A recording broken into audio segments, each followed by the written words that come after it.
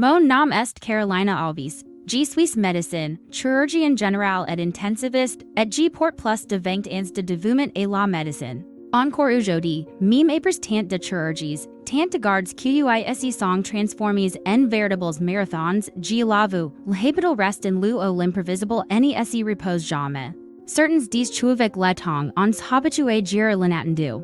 Mais si n'est pas tout à fait ainsi, nous apprenons à garder le contrôle et agir avec fermeté, et décider vite quand chaque seconde compte, mais, au fond, nous restons des êtres humains face à d'autres êtres humains, et croyez-moi, cela change tout. Quand j'ai choisi la médecine, terzoin encore, j'imaginais qu'elle sufferait de maîtriser les techniques, de comprendre les protocoles, que les les examens et les moniteurs suffiraient pour garder la vie entre mes mains.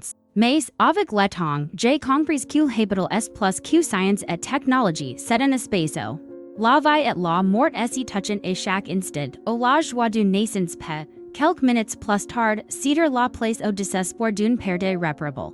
Au l'on apprend, de facondor, que même les avoir le plus avancé des limites. Et c'est justement à ces limites que commencent les histoires qui inéquitent jamais notre mémoire. Au cours de ma carrière, j'ai vécu. J'ai vu des patients arriver dans un état critique et, contre toutes les statistiques, quitter l'hôpital souriant. Quelques jours plus tard, j'ai aussi vu l'inverse, des personnes qui avaient en leur faveur et qui, pour des raisons que nous ne pouvons expliquer, sont simplement parties. Cette imprévisibilité n'est pas seulement une leçon médicale, c'est une leçon de vie. C'est le rappel constant que nous ne contrôlons pas tout et que, bien souvent, nous ne sommes que des témoins de quelque chose de plus grand que nous. Mais certaines situations, certaines restent graves d'une manière différente à elles.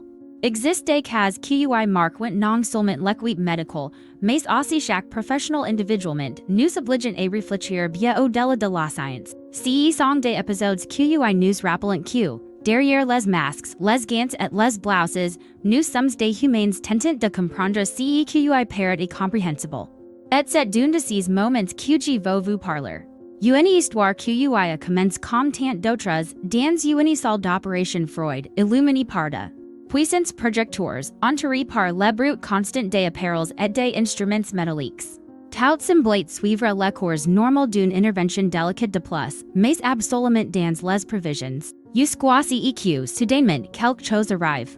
Quelque chose qu'aucune des personnes présentes dans cette salle, anesthésistes, instrumentistes, infirmières ou moi-même, n'aurait pu prévoir. Un événement que je porte encore avec moi aujourd'hui, non seulement comme médecin, mais comme être humain, si n'était pas seulement un cas clinique de plus. Si fut un épisode qui m'a montré de façon profonde que la science peut être grandiose, mais qu'elle n'est pas toujours capable d'expliquer tout. Et cette histoire, vécue par moi et par toute une équipe cette nuit-là, que vous allez connaître maintenant. Préparez-vous à entendre la récite de quelqu'un qui était là, qui assiste à chaque détail, et qui se demande encore aujourd'hui que s'est-il réellement passé cet instant, il s'est réveillé au milieu de l'opération. C'est la phrase qui résonne encore dans mon esprit.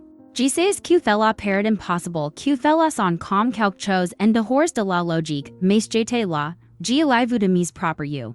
Et c'est exactement de là que rend cette histoire si marquante, parce que ce n'était pas une légende, ce n'était pas une rumeur de couloir. C'était réel. Avant de continuer, je veux vous demander quelque chose, et vous qui m'écoutez maintenant. J'ai besoin que cette vidéo atteigne le plus grand nombre possible de personnes. Des histoires comme celle-ci nous rappellent qu'il existe des événements en médecine qui défient toute explication scientifique. Alors, si vous croyez que les miracles existent, écrivez dès maintenant dans les commentaires, je crois aux miracles. Je vais lire chaque message, et cela aide aussi YouTube à transmettre ce contenu à davantage de personnes. J'ai besoin d'au moins 100 commentaires pour que ce récite. Ne perd pas, alors écrivez votre foi, votre curiosité et même votre doute, mais les une trace. Et si vous n'êtes pas encore abonné, profitez-en et faites-le maintenant. Ici, je partage des histoires réelles vécues à l'hôpital, dans les blocs opératoires, en réanimation, dans des moments où la vie semble s'échapper entre les doigts. Et pourtant, où quelque chose d'inexplicable arrive. C'est l'espace où la science, l'humanité et le mystère s'y rencontrent. Maintenant, respirez profondément. Avec moi, imagines lorsque, une sol Freud, éclairé par des lamps chirurgicales. Les undes apparels qui remplit les silence, le bip constant du moniteur cardiaque, le souffle du respirateur, le murmure discret de l'équipe coordonnate chaque geste. Le patient, anesthésie, est long sur la table, entouré de mains experts qui essaient de placer avec précision. Tout semble suivre le protocole, tout semble sous contrôle. Usquasi EQ, ka ni les wa plus, j deja participe et des sentences de chirurgies, et gia les rappel toujours, l'anesthésie est l'un des domaines les plusieurs et les plus étudiés de la médecine moderne. Tout une équipe est dédiée à garantir que le patient reste inconscient sans douleur, protège de te souvenir de ces moments. Mais, cette nuit-là, l'impensable est arrive, le patient a ouvert les yeux. Maintenant, réfléchissez bien, que feriez-vous si vous étiez à ma place? Vous, anesthésiste, chirurgien, infirmière, tout professionnel qui a consacré sa vie. Apprendre contrôler chaque détail d'une procédure si délicate. Soudain, vous voyez ces corps immobiles et réveillés, mais ce n'est pas tout. Parce que ce qu'il est dit, juste après avoir ouvert les yeux, est ce que, jusqu'à aujourd'hui, personne, et moi, et mes collègues, et même les spécialistes qui ont entendu l'air sit ensuite, n'a réussi à expliquer. C'est cette histoire que je vais partager avec vous. Et n'attendez pas une explication rationnelle, car je n'en ai toujours pas trouvé, ce que. Je porte c'est le témoignage de quelqu'un qui a été là. Alors restez avec moi jusqu'à la fin, parce que chaque détail compte. Chaque mot prononcé dans cette salle d'opération me donne encore des frissons comme si thélas était pas hier. Et avant de poursuivre, souvenez-vous, votre participation est essentielle. Cliquez sur s'abonner. Activez la cloche et écrivez dans les commentaires, je crois aux miracles. Je veux savoir si vous aussi vous sentez qu'il existe des moments où la vie dépasse toute limite scientifique. Parce que cette nuit-là, c'est exactement ce qui s'est produit, c'était un mardi soir. Je sortais d'une longue garde, avec des heures qui semblances tirer l'infini dans l'hôpital. La salle d'opération était préparée pour une autre intervention qui, en théorie, ne devait pas réserver de grandes surprises. Mais c'est justement cette nuit apparemment banale que quelque chose d'extraordinaire est arrivé.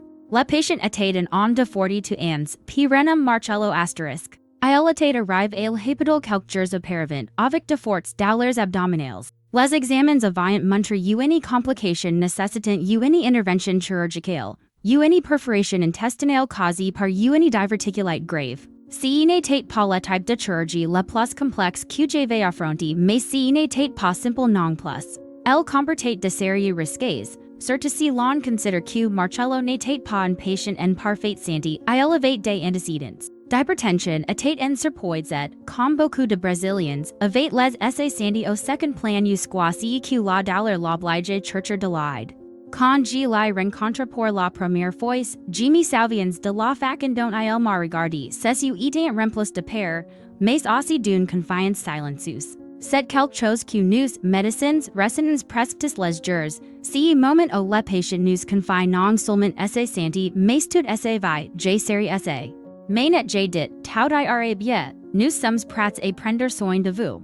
Il respire profondément, comme si cette simple phrase était le fil d'espoir dont il avait besoin à cet instant. Avant d'être conduit en salle d'opération, Marcello a demandé à voir sa femme. C'était une scan qui, pour moi, reste clair comme une photographie. Il tenait sa main, essayant de montrer de la fermeté, mais avec la voix tremblante. Il lui a dit, si je ne reviens pas, prends soin de nos enfants, ces paroles m'ont d'une façon étrange. Tout patient connaît les risques d'une opération, mais rarement ils verbalisent la peur de ne plus jamais s'y révéler. Je me souviens avoir regardé l'équipe et vu la même expression sérieuse. Personne n'a rien dit, mais nous avons tous ressenti ces poids. Peu vapors, déjà dans la salle d'opération, l'anesthèse de commence les procédures. Marcello a enduit correctement à l'inconscience, surveille dans les moindres détails, ses signes phytoques étant stables, to dans la normalité, l'équipe était tranquille, concentrée, comme toujours. L'ambiance, malgré la tension naturelle, semblait sous contrôle. Ce qui me frappait encore aujourd'hui, c'était quel point to semblait aligné. Rien n'indiquait que quelque chose d'inhabituel puisse arriver. J'étais habitué à gérer des urgences, mais cette nuit-là, tout était organisé, presque trop calme. Marcello, en repose profond, était entre nos mains. J'ai pratiqué la première incision avec la fermeté que L'expérience nous donne, le champ opératoire est ouvert, les instruments métalliques brillants sous la lumière intense des projecteurs. L'équipe échange des mots courts et techniques, shocking accomplissant son rail avec précision. Mais, tandis que je travaillais, je n'arrivais pas à chasser de mon esprit la dernière phrase qu'il avait dite à SFM. C'est curieux comme, au milieu de tant de chirurgies, certaines paroles continuent à résonner dans la tête. C'était comme si c'était adieu avait. Et charge de quelque chose de plus que la simple paire. Je ne le savais pas encore, mais ces paroles n'étaient que le début d'une histoire qui a la complètement changé ma façon de voir la vie, la mort, et ce qu'il y a entre les deux. L'opération de Marcello avant que de façon stable. L'intervention exigit de la prudence, mais, à ce moment-là, tout est déroulé comme prévu. L'intestin perfort avait déjà été localisé et nous préparions la zone pour la correction. L'équipe était en parfaite synchronie, l'anesthésiste surveillait chaque variation minime des signes vitaux, les instrumentistes remédiaient le matériel sans avoir besoin de beaucoup de mots, et j'ai gardé toute mon attention fixée sur le champ opératoire. C'était comme tant d'autres chirurgies que j'avais déjà réalisées au cours de ma carrière. Mais, comme cela arrive en médecine, il suffit d'un instant pour que la situation change complètement. Soudain, les moniteurs commenceront à émettre des alertes, le rythme cardiaque de Marcello subit une variation brutale. D'abord une accélération, puis une chute soudaine. L'anesthésiste ajuste rapidement la médication, essayant de stabiliser. La respiration, jusque la régulière grâce au ventilateur mécanique, oscille de façon inattendue. Il est instable, dit l'anesthésiste d'une voix ferme, mais visiblement tendue. À ce moment-là, l'atmosphère de la salle d'opération s'y transforme. La silence technique, jusque là seulement remplie par les sons des appareils, fit. Place une tension presque palpable. Chaque membre de l'équipe adopte une posture encore plus concentrée, les conversations cessèrent. Toute l'attention s'y focalise sur Marcello. Je poursuivais la chirurgie, mais je savais déjà que le scénario était devenu plus dangereux. Dans de telles situations, le temps semble ralentir. Chaque seconde ses attire, chaque geste doit être calculé au millimètre. La moindre erreur peut coûter cher, Marcello, inconscient, l'était silencieusement contre quelque chose que nous ne pouvions pas voir directement.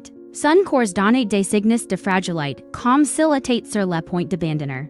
Tandis que je contrôlais l'hémorragie locale, j'entendais le moniteur cardiaque déclencher des alarmes irrégulières. L'anesthésiste intensifie ses interventions, et nous, dans le champ opératoire, savions qu'il n'y avait aucune marge d'erreur. Pendant quelques minutes, si fut une bataille silencieuse contre l'invisible, je respirais profondément, essayant de garder mon calme, même si je sentais la pression augmenter. Dans ces moments-là, ce n'est pas seulement la technique qui sauchant le chirurgien, c'est aussi la discipline émotionnelle. Le cœur s'emballe, mais les mains doivent rester fermes. C'est alors que quelque chose d'encore plus étrange s'y produisit. Alors que nous étions concentrés sur la stabilisation de Marcello, je remarquai un mouvement inattendu. Son bras droit, attaché place à quitte de la table opératoire, eut un léger spasme, il. N'est pas rare que, dans de rares cas, il y ait de petites réponses neuromusculaires, même sous anesthésie. Mais ce mouvement-là était différent, il était ferme, conscient, presque intentional. Avant même que nous ayons le temps de réagir, le deuxième choc arriva, c'est ouvrant. Un instant, j'ai cru à un simple réflexe, mais non. Marcello n'a pas seulement ouvert les yeux, il a fixé son regard sur moi. L'intensité de ce moment était impossible à ignorer, moi, habitué à voir des patients totalement déconnectés de la réalité pendant l'anesthésie, je me retrouvais soudain face à quelqu'un qui semblait pleinement éveillé en pleine chirurgie. Ce n'est pas possible, murmura l'anesthésiste, incrédule, en regardant les moniteurs qui affichaient toujours des niveaux compatibles avec une anesthésie profonde. Toute l'équipe s'arrêta, la sensation était que le temps s'était figé dans la salle. Le patient, qui devait être inconscient, était là, conscient, nous fixant, et avant. Que quiconque puisse réagir, il parla. Sa voix sortait faible mais suffisamment claire pour que tout le monde entende. Ce n'était pas un gémissement, ni un son confus, c'était des mots. Des mots que, jusqu'à aujourd'hui, aucun membre de l'équipe n'a réussi à expliquer. La salle d'opération, qui quelques secondes plus n'était qu'un space de technique et de concentration, ressemblait maintenant à la scène de quelque chose de bien plus grand. Nous étions tous paralyses, le bisturi dans. Ma main resta suspendue dans l'air, tandis que j'essayais de comprendre ce que je venais de voir. Marcello, le patient sous anesthésie générale, avait ouvert les yeux et me regardait droit dans les yeux. Si n'était pas un regard perdu, un réflexe inconscient. C'était un regard conscient, profond, chargé de quelque chose que je n'aurais pas su nommer. C'était comme si, un instant, I elevate traverse la barrière entre l'inconscience et la ville pour nous dire quelque chose, l'anesthésiste répétait. Presque comme s'il essayait de se convaincre si n'est pas possible. Les nouveaux sont corrects, il n'y devrait pas être conscient. Mais Marcello était bien là, defiant to ce que nous avions appris to ce que la science pouvait prédire. La tension était presque insupportable, l'équipe se regardait en silence, shocking attendant que je prenne une décision.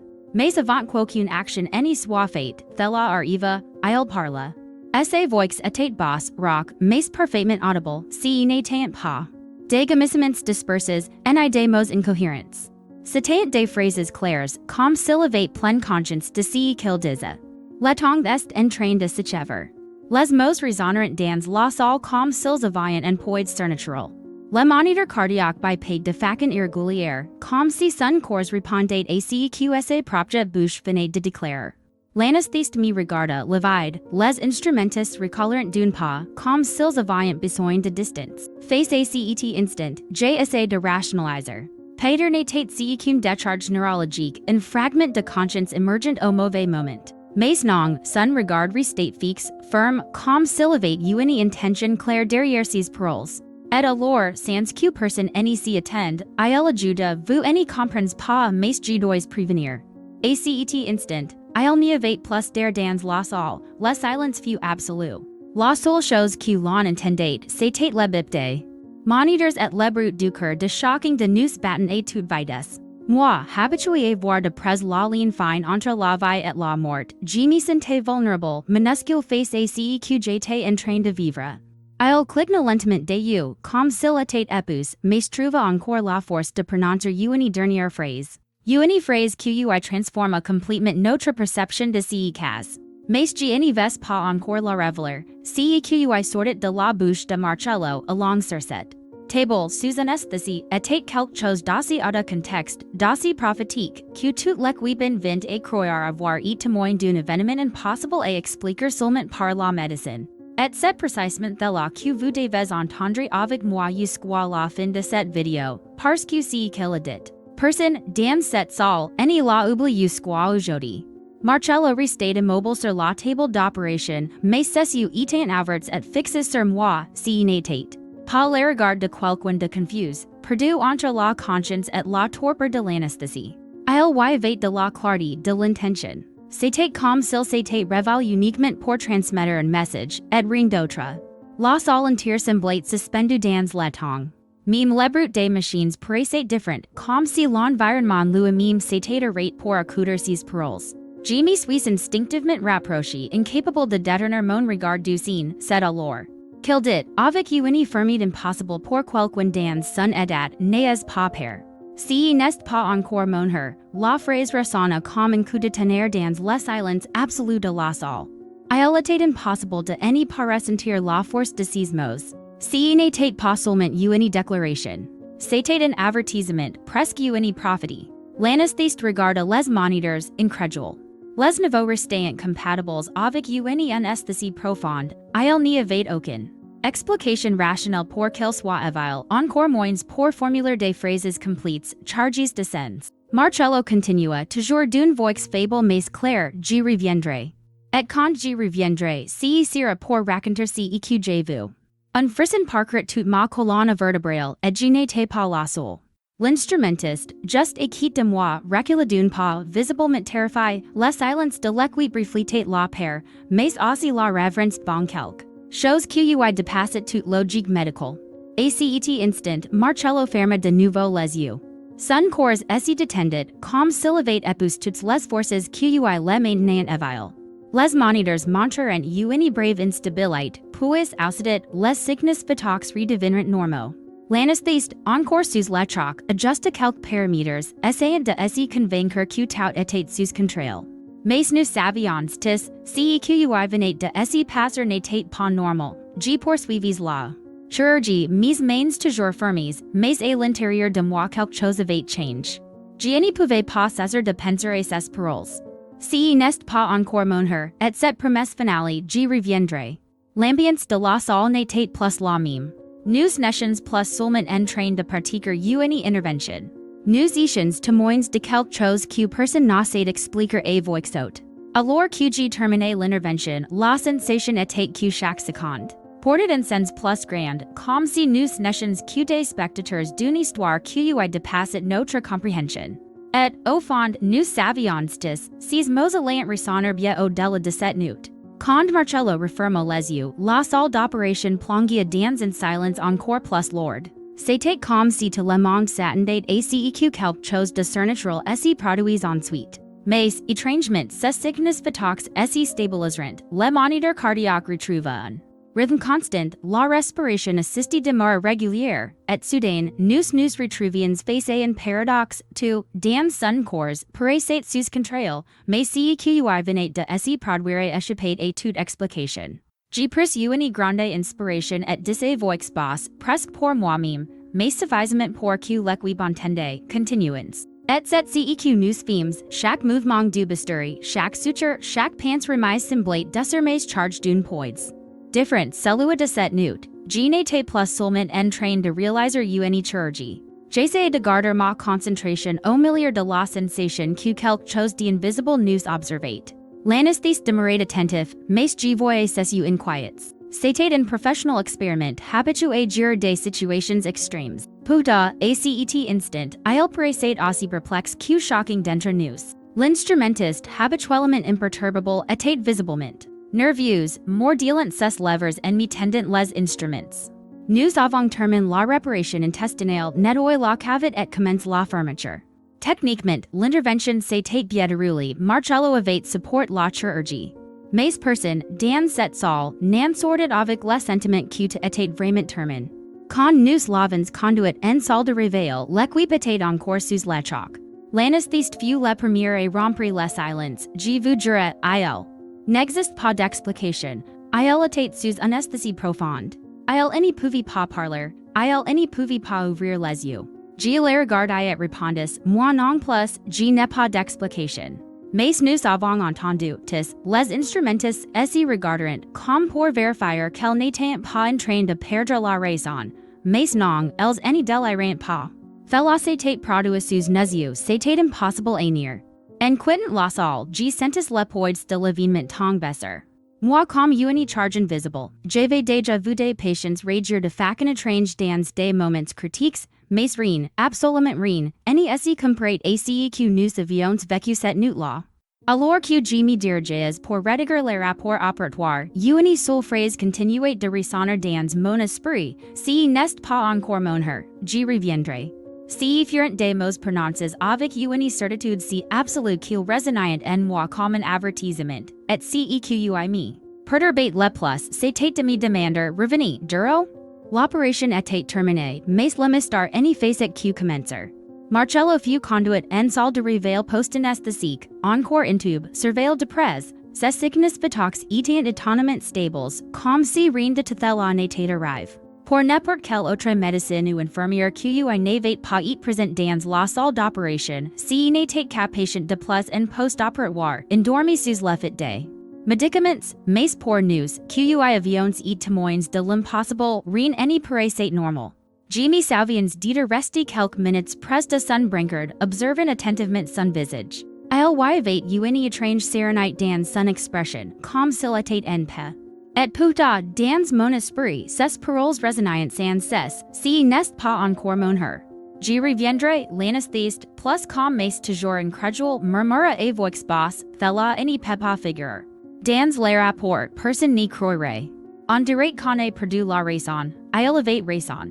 Comment expliquer, dans un document médical, qu'un patient sous anesthésie générale profonde avait ouvert les yeux, prononce des phrases cohérentes, puis était retourné à l'inconscience sans aucune séquelle apparente? C'était impossible, aucune littérature scientifique ne pouvait soutenir cela. L'équipe se dispersa lentement, shocking portant en soi le poids de ce qu'il venait de vivre, je voyais sur leurs visages une chose en commune, le besoin de silence. Personne ne sait mettre en mots ce qui était grave dans la mémoire. Quelques plus tard, déjà dans l'élite de l'unité de soins intensifs post-opératoire Marcello commence à se réveiller. Le processus fut graduel, comme prévu, d'abord de légers mouvements, puis une respiration spontanée, quasi equinfin, il ouvre les yeux. Cette fois-ci, de manière naturelle, comme n'importe quel patient en phase de récupération d'anesthésie, JTA. Son chevet quand thela arriva, il cligne plusieurs fois des yeux, inspire profondément et, d'une voix faible, demanda, c'est fini? J répondis avec un sourire discret, oui, Marcello, c'est fini, et tout s'est bien passé. Il acquiesca, ferme les yeux de nouveau et retourna à se reposer. À cet instant, J savait qu'il n'y se souvenait de rien. Il n'y avait aucun signe de conscience de ce qui s'était produit au cours de l'opération. Pour lui, ce n'était qu'une intervention de plus, une expérience. Anesthésique dont il émergit lentement. Mais, pour nous, c'était impossible à oublier. Dans les jours qui suivirent, la récupération de Marcello fut étonnamment rapide. Malgré la gravité initiale de son état, il évolua de manière positive. Il marqua dans le couloir plus tic que prévu, reprit son alimentation sans grandes difficultés et alla jusqu'à sourire l'équipe, comme si rien d'extraordinaire n'y s'était passé. Mais chaque fois que je le croisais, un frisson me parcourut, parce que, derrière ce visage serein, je portais en moi le souvenir de ce qu'il avait dit. Et la question que personne n'osait formuler, avait-il réellement dit alors? Avait-il vu quelque chose que nous n'y pouvions pas voir? L'anesthésiste, toujours rationnel, finit par me chercher en prive. Il me dit, je n'arrive pas à cesser de penser à ces mots. C'était comme s'il savait quelque chose que nous ignorons. Je me suis contenté d'acquiescer en silence. Parce qu'au fond, je ressentais la même chose. Marcello eut son congé en un peu plus d'une semaine. Il sortit en marchant, accompagné de sa femme et de ses enfants, souriant, remerciant shocking de nous. Pour lui, la vie avait repris son cours. Mais pour nous, médecins et infirmières présents dans cette salle, l'épisode devint une cicatrice invisible. Car la vérité, c'est que la chirurgie s'était terminée, le patient avait survécu, mais l'histoire était loin d'être achievée. Après la sortie de Marcello, la vie à l'hôpital reprit son rythme. De nouveaux cas arrivèrent, d'autres opérations furent nécessaires, et, comme toujours, nous fommes engloutis par la routine intense qui nous permet jamais de nous arrêter longtemps. Mais, en moi, et je suis certain, en shocking de ce qui était la cette nuit, quelque chose avait changé. J'ai toujours été une femme de science. J'ai consacré des décennies de ma vie à l'étude, à la pratique, et un entraînement rigoureux. J'ai appris que la médecine est faite de logique, de protocoles, de statistiques, que chaque décision doit être prise sur la base de preuves, jamais d'hypothèses. Cette discipline a sauvé des vies, et en sauve encore les jours. Mais comment expliquer ce que nous avions vu? Comment rationaliser quelque chose qui défiait les manuels, tous les calculs, toutes les certitudes que la médecine nous donne? Cette nuit-là, face à Marcello, j'ai compris qu'il existe des moments où la science atteint sa limite. Et, à cette limite, quelque chose de plus grand semble se manifester. Je ne sais pas si je dois l'appeler miracle, phénomène inexplicable ou simplement mystère. Ce que je sais, c'est que nous avons été témoins de quelque chose qui n'aurait jamais dû arriver et qui peut arrive. Et c'est là que réside le dilemme. Nous, médecins, portons le poids d'avoir à fournir des réponses. Les patients et leurs familles nous font confiance parce qu'ils croient que nous savons ce qui se passe. Mais face à des épisodes comme celui-ci, nous sommes forces d'admettre nous n'y savons pas toujours, nous n'y comprenons pas toujours. Je me souviens d'une conversation avec l'anesthésiste, quelques jours après, il m'a dit, si quelqu'un me racontait cette histoire, je n'y croirais pas. Je dirais que c'est exagéré, inventé, un produit de la mémoire. Mais j'étais là, j'ai vu, j'ai entendu. Cela m'a profondément marqué, parce qu'il est facile de n'y pas croire quand on entend les choses de l'extérieur. Mais quand on est présent, quand on en est là. Témoin direct avec ses yeux et ses oreilles, il n'y a plus moyen de nier. Et peut-être justement cela qui me bouleverse encore aujourd'hui, le fait que Marcello n'y semble pas avoir conscience de ce qui s'est passé. Il n'y se souvient pas des paroles qu'il a prononcées. Pour lui, ce n'était qu'une opération. Mais pour nous, c'était un rappel qu'il existe une dimension de l'expérience humaine qui dépasse la chair, le bistouri, les machines. Je ne suis pas une femme religieuse, mais je n'y. Popon near q, face a certain situations, g pence a la foi. G pence au fait q certain choses any song to simplement pas fait pour entre dans nos explications. Pater q la via des manières de se manifester q nous any connaissons pas encore. Pater q la conscience via bien au-delà du cerveau q nous étudions en détail. CEQ Marcello nous a dit sur cette table ce n'est pas encore mon heure. J'y reviendrai, n'était pas une simple phrase. C'était une déclaration de quelque chose qu'il semblait savoir, et cela en soi est à la fois terrifiant et fascinant. Encore aujourd'hui, chaque fois que j'entre dans une salle d'opération, je me rappelle de cet épisode. Je me souviens que, même si nous maîtrisons la technique, même si la science progresse, nous faisons toujours face à des mystères. Et, d'une certaine façon, c'est là qui rend la médecine si humaine, l'humilité de reconnaître que nous n'avons pas toutes les réponses, et j'avoue, une part de moi. Attend encore ledger au Marcello reviendre me dire ce qu'il a vu, ce qui est reste entre la vie et l'inexplicable. C'est l'histoire que je devais partager avec vous. Non pas parce que j'ai une explication, mais justement parce que je n'en ai pas. Parce qu'encore aujourd'hui, quand je me souviens de Marcello Alvarez en pleine opération et de ses mots sortis de sa bouche sous anesthésie générale, je ressens les mêmes frissons que a parcouru tout mon corps cette nuit-là, la médecine m'a beaucoup appris, elle m'a appris à respecter la science, à valoriser chaque donnée, chaque protocole, chaque technologie qui sauve des vies chaque jour. Mais elle m'a aussi appris autre chose, que la vie ne tient pas tout entière dans des livres, des examens et des rapports. Il existe une dimension qui échappe à notre contrôle, qui dépasse l'histoire et les moniteurs, et qui, de temps en temps, se manifeste vang nous comme un souffle de l'inexplicable. Marcello a survécu. Il est rendre chez lui et retrouve sa famille, et poursuivi sa vie comme si rien d'extraordinaire ne s'était produit. Mais nous, qui étions là, savons que cette nuit n'a rien de commun. Si fut un rappel brutal qu'il existe des choses qui ne peuvent pas être mesurées ni cataloguées. Si fut un appel à comprendre que, même au sein d'une salle d'opération, au te semble sous contrôle, il reste encore des forces que nous ne comprenons pas. Et Peter est si exactement si mêling de science et de mystère que maintient ma vocation vivante. Parce qu'avant, je ne suis pas seulement médecin, je suis aussi témoin. Témoin de quelque chose qui via au-delà de la chair, au-delà de l'anesthésie, au-delà du corps humain. Si cette histoire vous touches, si vous croyez qu'il existe des moments qui échappent à toute explication logique, laissez votre commentaire. Écrivez, je crois aux miracles, je veux savoir combien d'entre vous ressentent aussi que la vie est bien plus grande que ce que nous pouvons voir, et si vous n'êtes pas encore abonné à la chaîne, cliquez maintenant sur le bouton d'abonnement. Activez la cloche pour ne pas manquer les prochaines recettes, car il existe d'autres histoires, aussi mystérieuses et marquantes que celle-ci, que je partagerai encore.